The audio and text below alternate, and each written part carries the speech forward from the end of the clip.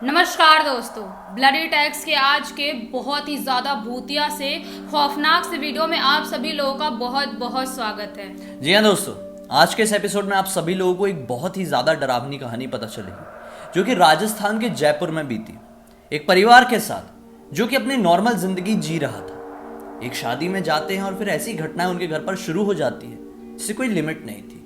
आखिरकार उन्हें पहुंचना पड़ता है इस दुनिया के ऐसे मंदिर में जहां पर लगता है भूतों का मेला। बहुत सारे लोगों को हिंट मिल गया होगा, लेकिन अब हम कहानी की डिटेल में शुरुआत करेंगे। ये बात है आज से लगभग 6 साल पहले की 2016 की। ये जो कहानी भेजा है सुमित नाम के लड़के ने, इसके जो माता पिता थे अपने उसकी मम्मी की बहन की लड़की की शादी में गए हुए थे। शादी वादी बहुत अच्छे से होती है, एक ही शहर में थी। शादी निपटाते हैं और अपने घर बाइक से लौट ही रहे थे कि जोधपुर के बीजेएस कॉलोनी का जो रेलवे फाटक है उसकी क्रॉसिंग के दौरान अचानक से इसके पापा को फील होता है कि बाइक का जो वेट है वो हल्का सा हो गया है। जो साइड मिरर होता है उससे समझ में आता है कि अरे मेरी वाइफ पीछे गिर गई है। सुमित की मम्मी नीचे गिर गई थी। ये बाइक को घुमाए, उन्हें उठाए, बैठाए और वापस अपने घर पहुंचे। कोई चोट वोट नहीं लगी थी, पूरी तरह से नॉर्मल थी। घर वालों ने बोले कि हो गया होगा, कुछ ऐसा ब्रेकर वगैरह गड्ढा वगैरह आया होगा तो गिर गए होंगे या नींद का झोंका रहा होगा, कोई परेशानी वाली बात नहीं है। लेकिन उसी रात को सुमित की मम्मी को आया एक बहुत बुरा सपना। सपने में दिखाई दी एक औरत जो कि इन्हें बोल रही है कि मैं तुझे अपने साथ लेकर जाऊंगी। ये बहुत ज्यादा हैरान हुई कि मुझे ऐसा सपना क्यों आया। जो सपना इन्हें दिखाई दिया ये ऐसी जगह का था जो जगह बिल्कुल हूबहू उस जगह से मिलती जुलती थी जहां पर ये आज रात में गिरी थी। ये डर गई, बोले कि ऐसा कैसे हो सकता है, वो जगह तो बहुत ज्यादा मैच होती है दिख रही। और कई बार कई सपने ऐसे आते हैं हमें जो हमें बहुत ज्यादा डरा जाते हैं। ये सपना वैसे ही था। खैर अभी अगले दिन की सुबह होती है, सुबह नॉर्मल बीतती है। अब आता है शाम का वक्त, सूर्यास्त हुआ ही था, रात के 7:30 बजे ही थे, अंधेरा हो चुका था। अचानक से ये जो भाई बहन है, मतलब सुमित का ना एक भाई था और एक बहन थी। ये तीनों ना अपने घर के जो छत में जाने वाला रास्ता है, मतलब सीढ़ियों में बैठे हुए थे और बातचीत कर रहे थे। रात का वक्त था तो उतने में मम्मी अंदर से आती है इन लोगों की और छत की तरफ जाती है। अब ये लोग बैठ के बात ही कर रहे थे, सोच रहे थे कि मम्मी गई होगी छत में। लेकिन बात करते करते इन्हें आधे से पौन घंटे बीत जाते हैं और मम्मी अभी तक छत से लौटी नहीं। तो तीनों भाई बहन ने सोचे कि यार ऊपर गई थी, कुछ आवाज भी नहीं आ रही है, क्या करने गई थी, खाली हाथ भी गई थी, अभी तक लौट के क्यों नहीं आई। तीनों भाई बहन अपनी मम्मी को देखने के लिए छत में जाते। छत में कोई भी नहीं था। ये हैरान थे कि अभी तो हमारे सामने चल के गई थी आधे पौन घंटे पहले और उतर के नहीं आई, क्योंकि ये लोग सीढ़ी पे ही बैठे हुए थे जब से। तो और फिर लौटने का एक ही रास्ता था सीढ़ियों से, ये आई नहीं। टेंशन में आ गई कि क्या बात है। अचानक से नीचे आए और मम्मी को देखने लगे कि मम्मी कहाँ गई कहाँ गई कहाँ गई। पता चला कि मम्मी तो पड़ोस वाले घर में बैठी हुई है। तो फिर आखिर जो छत पे गया था वो कौन था? नहीं मालूम इनको। उन लोगों के घर पे जाते जहाँ पे इनकी मम्मी बैठी हुई थी और मम्मी को सारी बात बताते। मम्मी बोलती है कि यार ये तुम्हारा कोई वहम था। लेकिन इनकी ये समझ में नहीं आया कि वहम था तो किसी एक को ही होगा ना, तीनों को एक साथ सेम ही वहम कैसे हो सकता है। पॉसिबल नहीं है कि कोई इंसान कोई चीज देख रहा है तो कोई एक इंसान को लगेगा कि हाँ मैंने देखा, शायद मेरे आंखों का वो होगा, अंधविश्वास होगा। लेकिन 3 लोग सेम चीज देख रहे हैं तो ये वहम हो ही नहीं सकता। नहीं हो सकता। लेकिन फिर भी इनकी बातों पर किसी ने विश्वास नहीं किया। अब आई, ये तो दूसरी रात की बात बताया मैंने, है ना, जिस दिन कांड हुआ था उसके दूसरी रात। तीसरी रात में क्या होता है कि ये सब लोग सो रहे थे। अचानक से मम्मी को प्यास लगी, ये पानी पीने के लिए उठी और इन्हें इनके घर के पीछे वाले हिस्से, मतलब जो इनके घर का किचन था ना वो पीछे वाले हिस्से की तरफ था। वहां पे दिखाई दी एक औरत। वो औरत दिखने में हूबहू वही थी जो कि सपने में उन्हें उस दिन दिखाई दी थी और चिल्ला चिल्ला के बोल रही थी कि मैं तुझे लेने आई हूँ, चल मेरे साथ। ये घबरा गई क्योंकि इन्होंने अपनी आंखों से उसे देख लिया। लौट कर आई और अपने हस्बैंड से बताई, मतलब सुमित के पापा से सारी बात बताई। सुमित के पापा ने बोले यार ये मसला तो थोड़ा सोचने वाला है। अच्छा था, शुक्र था कि इन्होंने विश्वास किया, क्योंकि कुछ दिनों से जूझ रही थी इन सारी चीज़ों से। उन्होंने बोले कि करते हैं कुछ, आज रात में जैसे तैसे करके काट लेते हैं और कल किसी से बात करके कहीं चलते हैं।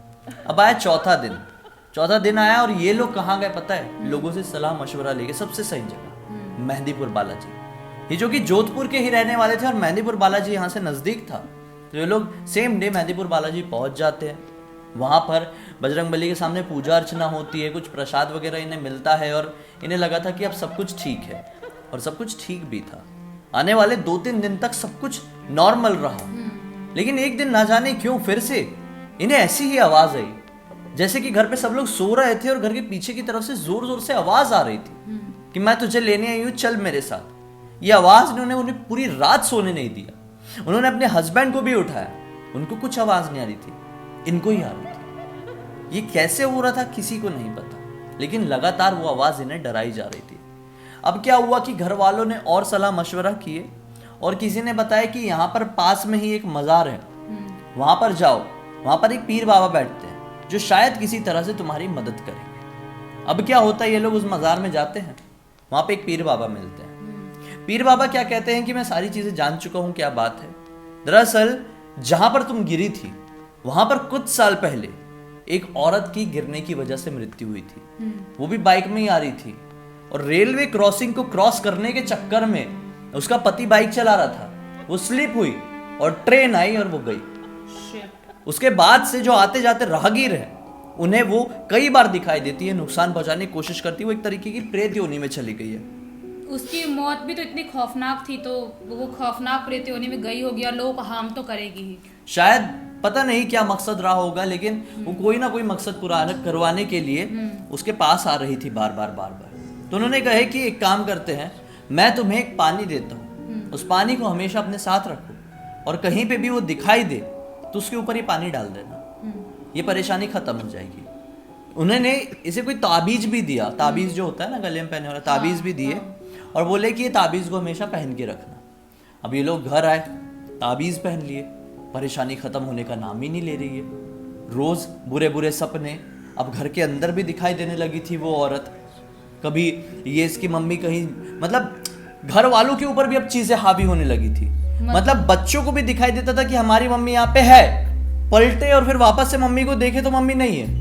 मतलब वो जो शैतान थी, जो औरत थी, इसकी मम्मी के भेष में भी घूमने लगी थी, वो उस भेष धारण करके। मतलब घर वालों के ऊपर हावी होने लगी थी। मतलब अब नुकसान किसी को भी पहुंच सकता था, कुछ भी हो सकता था। इनको अब समझ में नहीं आ रहा था कि यार ऐसी चीजों से निजात कैसे पाया जाए।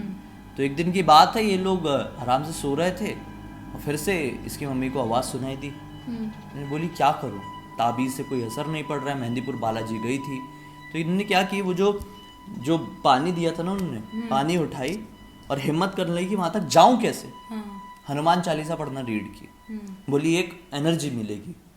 हनुमान चालीसा बहुत ज़्यादा स्ट्रांग होती है, सबको पता है। रीड करना शुरू की और ना जाने कैसे इन्हें हिम्मत आई कि अब मैं जाती हूँ और ये पानी डालती हूँ। रीड करना शुरू की है और अपने कदम उस तरफ बढ़ाने की कोशिश करना शुरू। वहां से जो आवाज थी वो अब चीखने चिल्लाने लगी।